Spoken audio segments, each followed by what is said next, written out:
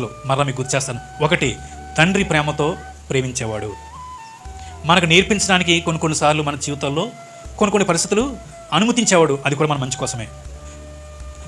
అంటే మనం తట్టుకోలేకపోతున్నామంటే తప్పకుండా అనుమతించడం.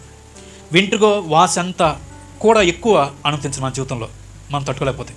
రెండోది, ఆయన సమకూర్చేవాడు. మూడోది, ఆయన ముందు నడిచేవాడు, కాపాడేవాడు. కాబట్టి ప్రభా, నా జీవితంలో ఈ మూడు నెరవేరుస్తూ ఉన్నావు. అందుని బట్టి మిమ్మల్ని స్తుతిస్తూ ఆరాధిస్తున్నానని దేవుణ్ణి మనం ఆరాధన చేద్దాం. తల వంచండి, ఆరాధన చేసుకుందాం.